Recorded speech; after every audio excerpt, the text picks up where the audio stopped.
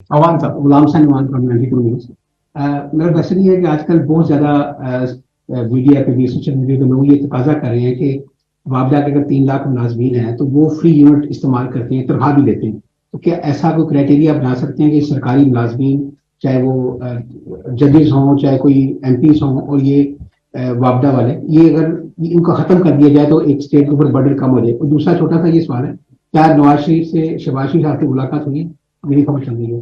دیکھیں جی, میری کسی سیاسی رہنما کے ساتھ کسی سیاسی جماعت کے ساتھ کوئی ملاقات نہ ہوئی ہے, نہ یہاں آنے کا مقصد سیاسی ملاقاتیں کرنا. میں یہاں پر خصوصی طور پہ صرف اور صرف حکومتی اور ریاستی جو امور ہیں ان کو سر انجام دینے کے لیے یہاں پر اور یو این جی اے میں گیا.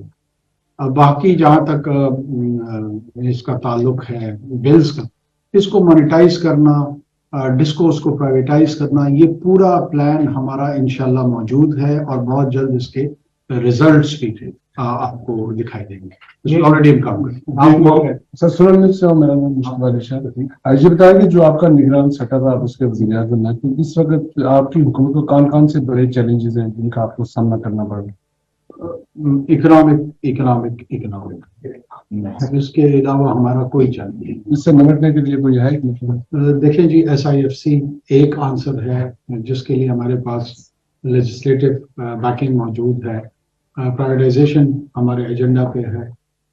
ڈومیسٹک انویسٹمنٹ ہم چاہیں گے کہ لوگ لیجیٹمیٹ انداز میں, قانونی انداز میں ویلتھ کریشن کریں, پیسہ بنائیں, اور ہمارا کام صرف ان کو ٹیکس کرنا ہے کہ ہم ان کو ٹیکس کریں اور اس ٹیکس کے پیسے سے ہم ہسپتال بنا سکیں, اسکول بنا سکیں, سروس ڈیلیوری کی طرف بنا سکیں. یہ رشتہ استوار کرنا ہے ریاست اور شہریوں کے بیچ میں, سٹیزنز اور اسٹیٹ کا یہ سوشل کانٹریکٹ. میرا بالکل سوال وہی ہے جو حضرت جوید صاحب کا تھا. انفارچونیٹ واقعہ جو 9 مئی کا ہوا اور اس میں اکیوز کیا گیا عمران خان کو, although he denied his involvement.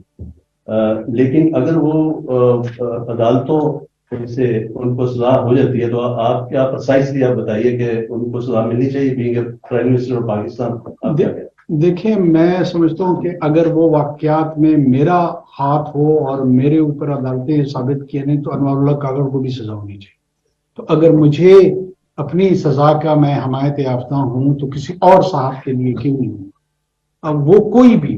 اور یہ عمل میں اس کو وضاحت کر دوں, چاہے وہ پی ٹی آئی کی لیڈرشپ ہو, MLN کی لیڈرشپ ہو, جمعیت کی لیڈرشپ ہو, ایک ہمارا اسٹیٹ آف سوشل آرڈر ہے. آپ اپنے اسٹیٹ آف سوشل آرڈر پہ حملہ آور نہیں ہوتے ہیں, ایک سرٹن ڈگری آف آرڈر آپ کو رکھنا پڑتا. اگر آپ کیوس کی طرف, انارکی کی طرف چیزوں کا لے کے جائیں گے تو نہ آپ کے یہ معاشرہ رہے گا, نہ آپ کی یہ جمہوریت رہے گی, نہ آپ کی کوئی سو کالڈ الیگارکی رہے, کسی قسم کا نظام حکومت آپ کو نہیں رہے گا, بلکہ انتشار کا شکار ہوں گے.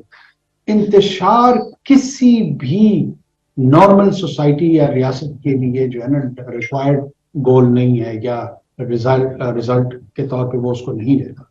تو کیوں ایسا ایکسکلوسیو رائٹ کسی ایک سیاسی جماعت کو دے دے کہ وہ اتنے لینینسی کے ساتھ ان کو دیکھا جائے کہ اگر وہ اس سطح پہ بھی جاتے ہیں تو ان کو کچھ نہیں کہا جائے گا. ایسا نہیں ہوگا. جو قوانین ہیں وہ انفورس ہوں گے اور ان لیٹر اینڈ اسپرٹ ہوں گے. اس کی زد میں جو آئے وہ اپنے اعمال کی وجہ سے آئے گا. یہ میں انشور کر دوں کہ یہ نہیں ہو سکتا کہ اس کو بنیاد بنا کے ناجائز طور پہ کسی کے ساتھ زیادتی کی جائے اور فالس چارجز بنائے جائیں اور جھوٹے کیس لوگوں پہ تھوپے جائیں. اس سے ہم پوری کوشش کریں گے کہ ایسا کسی کے ساتھ نہ. باقی اگر کسی نے کوئی ایکشن ایسا کیا ہے تو وہ اس کو بھگتنا. سر چائے اوپر ہو جائے